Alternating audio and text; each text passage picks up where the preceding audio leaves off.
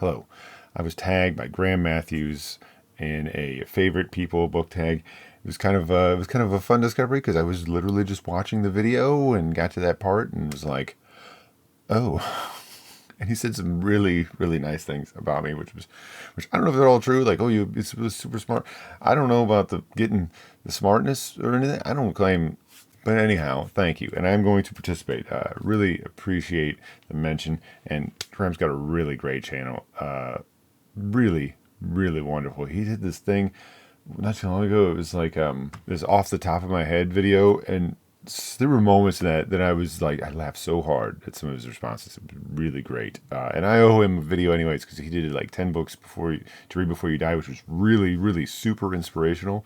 I totally want to make that video. I actually have some of those books like sitting around me, and I just am ready to make it. I just haven't done it because I've been busy and distracted. But I want to get this out now, being tagged. So I really wanted to do that. So I'm going to answer the favorite people book tag. It's a series of questions. I think there's 9 questions that we're going to go through, and we're going to answer them. And it's sort of like to get to know me better.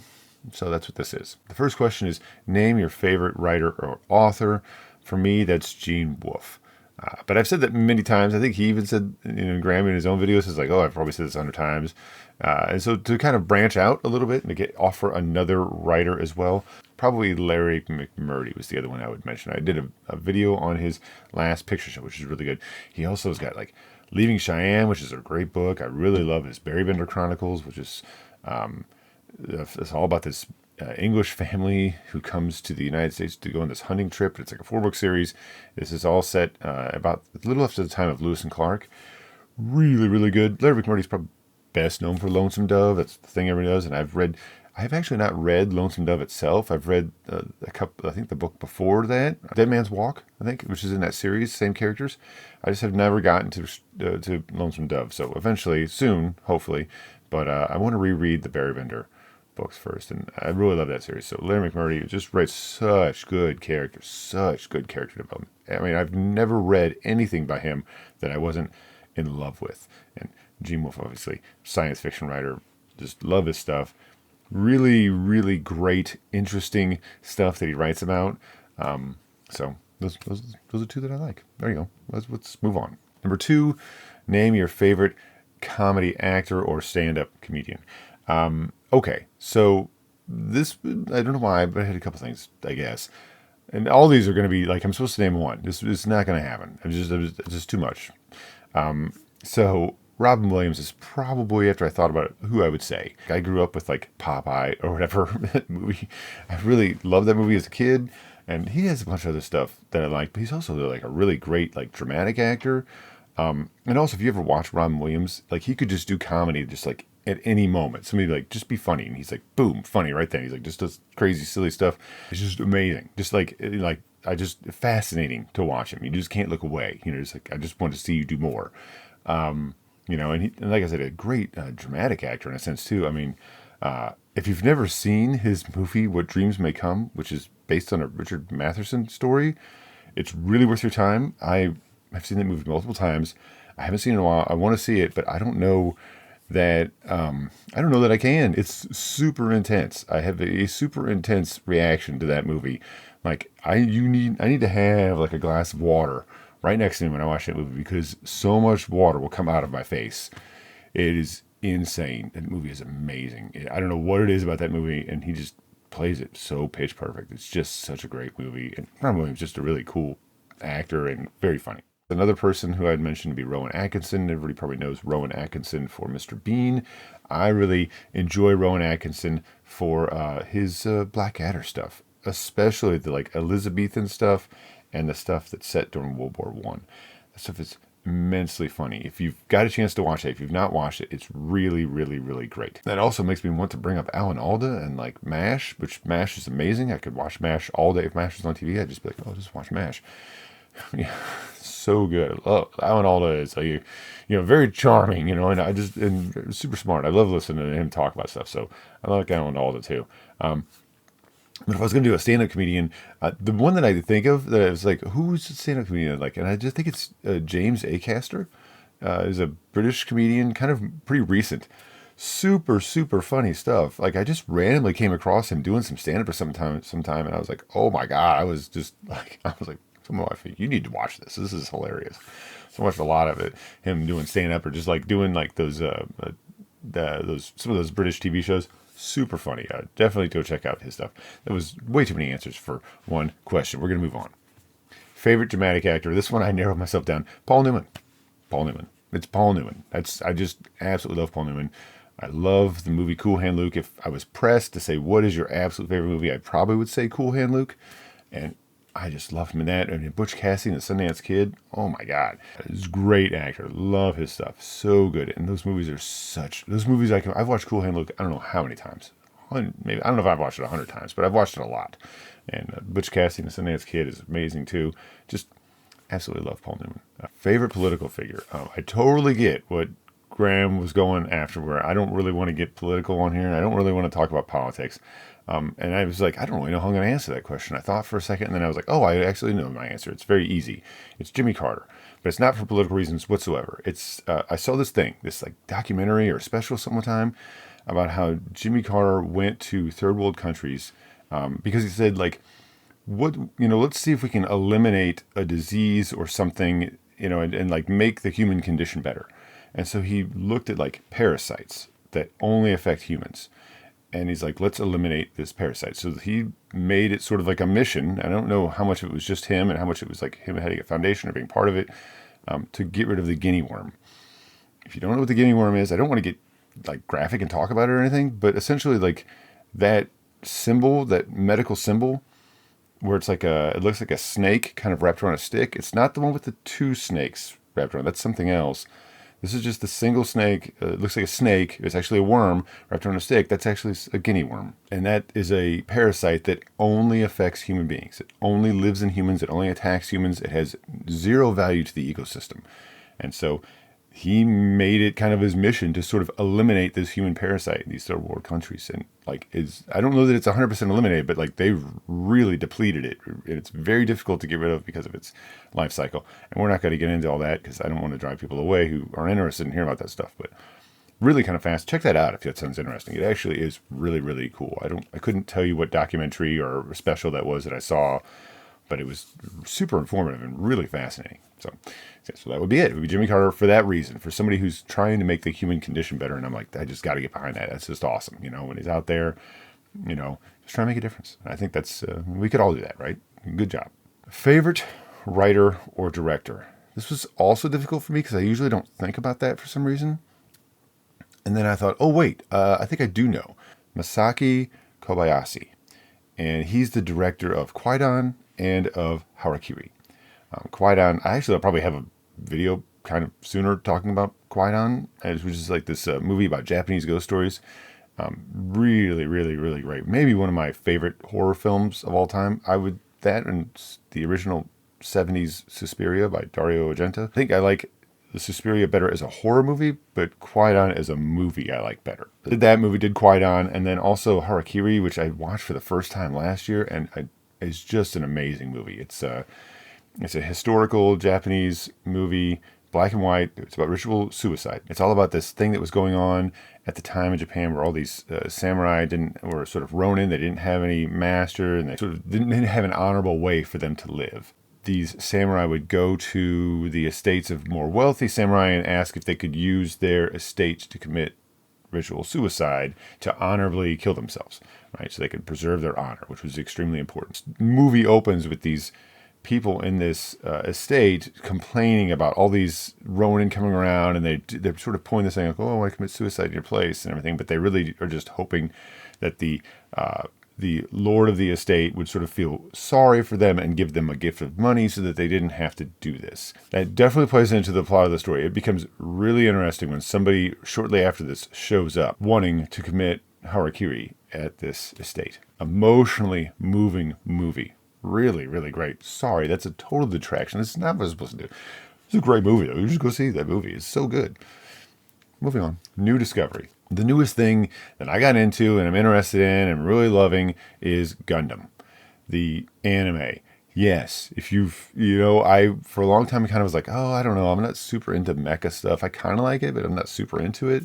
I watched, yeah, actually on Netflix, they have the first like three movies that are from like the 70s or the 80s, and the animation is dated, but it is really, really good. It is so, not just the animation, but just the story is super great. It is not, I thought it feels a lot more as though it's aimed at a much older audience, right? It definitely it takes itself seriously, and it's trying to tell you an actual story that's really very good. And I got super into that. And yeah, and so me and the kids, for Thanksgiving, we decided to do a thing. And so we got into Gunpla. So yeah, so we're doing Gunpla now. This is my daughter's master grade that she got for Christmas. So she put together, she did all this. This is all her. Like all the little decals and stuff in there. It was amazing. She did wonderful on it. But we just got into this, and like Thanksgiving, I bought like a bunch of Gundam kits, and sort of we sat around after Thanksgiving weekend and just kind of put together Gundam kits and watched movies and stuff. It was really cool. We're totally going to do it again. It was a lot of fun. Wow.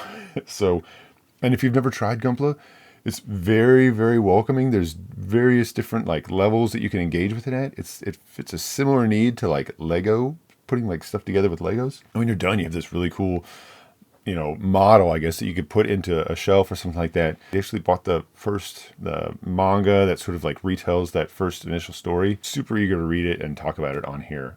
I will actually link a really great video by Bonsai Pop, I think, that's like getting into Gundam. Totally like helped me to pass that barrier and to kind of understand what's going on with Gundam.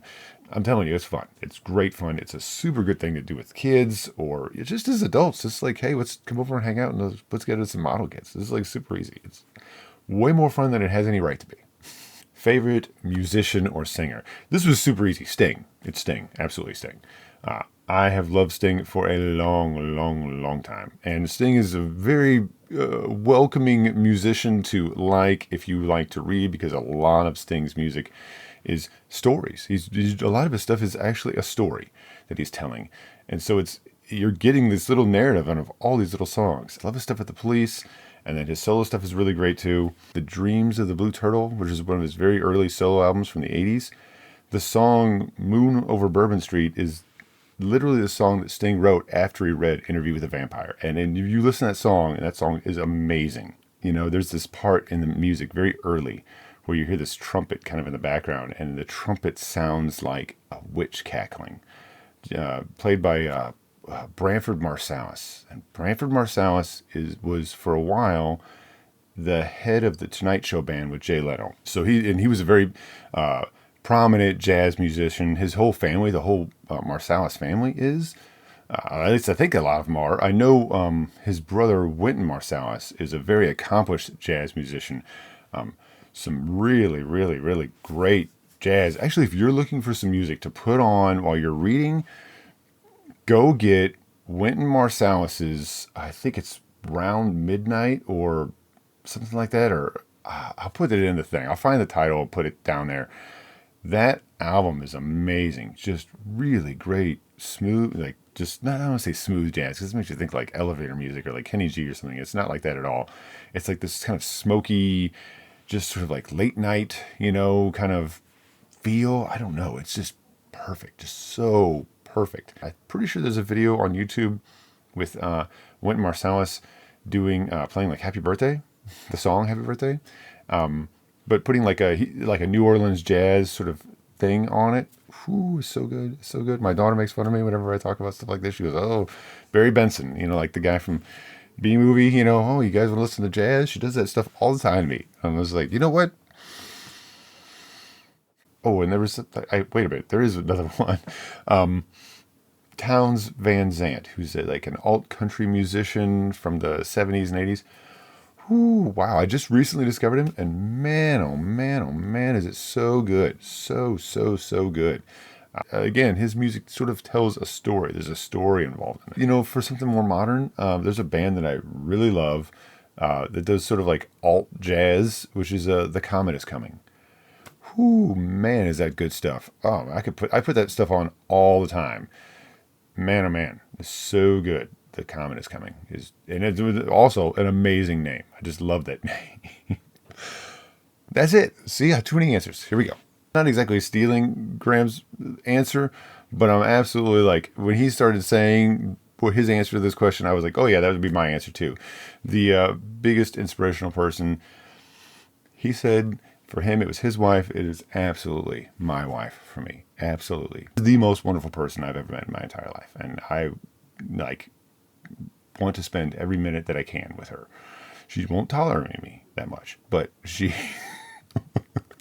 but I just love her so much. I don't really bring this up very much because I feel like it's playing the violin, and I don't want to play the violin for people. I'm not trying to garner sympathy.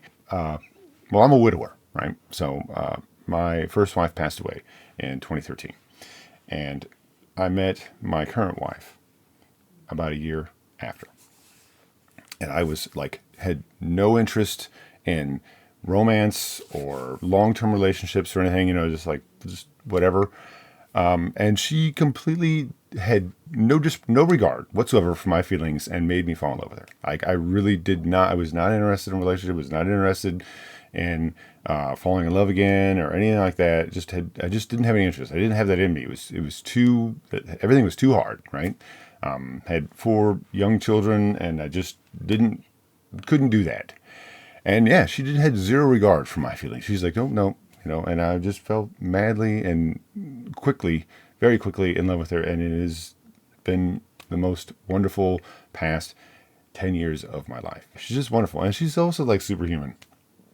There was this one time where it was late at night, she was asleep, and I was like, I'm going to take the bike out. So I took the motorcycle out, went for a ride and everything. And it was a cool night. So I went out and did that thing, came back home. She's still asleep. She never woke up because, she never knew I was gone because I work nights, so I stay up late anyway. So it's not unusual for me not to be in there. It was cold. I took a shower, changed clothes, right? So completely different clothes, showered, it's clean completely, right? Okay. The next morning, she goes, oh, did you have fun last night? I'm like, what are you talking about? She goes, oh, you went outside last night. You went for a ride. I'm like, how do you know? She's like, because you smell like outside. I'm like, no, I don't. She's like, sure you do. I'm like, no, I can't. I took a shower. That doesn't make any sense. How could you know that? I'm like, I'm not keeping any secrets from you, but how do you know that? That doesn't make any sense. She's like, well, you totally. I don't even try to win arguments with her because it's like she's usually right. And it's very frustrating. And she's like, this and this, and that's not right. She said, you said I'm never wrong. And I'm like, yeah, this is true. Anyways, long with the stories is a wonderful person, means so much to me. I have to actually dial back my discussions about her because I think I just exhaust people with it. But I just kind of talk about her all the time. Love spending time with her. She tolerates me, and I'm cool with it. You know what? That's great. That's all I need. Moving on. Tag someone. I'm going to tag 3 people. 4. Marisa Thoman. Her channel's wonderful. I absolutely love it. She might have already done this video. I have no idea. So I'm just tagging. If she's already done it, she was like, pass. I got it. It's good. Or she's got something else going on. And also, I should say, anybody attack, whatever. Just ignore it. If you're not into it, it's not your thing. Totally fine. But love her stuff. She does so much great stuff. A lot of fun. Tag Curtis, Deep in the Reads. I think he's on vacation right now. I'm going to tag him anyways. Love to hear some of Curtis's answer to this if he's got time to do that or if it's something he's interested in. He's got a great channel. He does really intelligent, introspective looks at books. I'm really very envious of his analysis of a lot of stuff. I just really love listening to him talk about stuff. Lastly, I'm going to tag the 2 brothers that run the channel Liminal Spaces, Chris and Jason. Now, I know that booktube and book tags doesn't seem to be the kind of stuff they do, and so that might be something that they're not interested in, and that's totally valid. Not a big deal. But they talk a lot about the different stuff that they like and different fiction, but it'd be interesting to see sort of a peek behind the curtain as to what the things that they like that the channel doesn't give them the opportunity to bring up. That'd be pretty cool to see if they're interested in doing it. Obviously, not a big deal if nobody else does. This stuff isn't for everybody. Perhaps maybe not everybody wants to engage with it, but it would still be interesting to hear. Thank you very much, and thank you to Graham. His stuff is so much fun. Every time I watch one of his videos, it's this very, very charming personality, very enjoyable to watch his stuff, very easy to watch his stuff. It was a huge compliment to me, which was totally uncalled for. Please go check out Graham's stuff. I'm going to have links to Graham, Liminal Spaces, Curtis, and Marisa, all down there. And the things that I mentioned, I'll try to tag those things too. I don't remember what they are right now. If I try to think about it, who knows what'll happen. That's all for now. I feel good about this. Okay.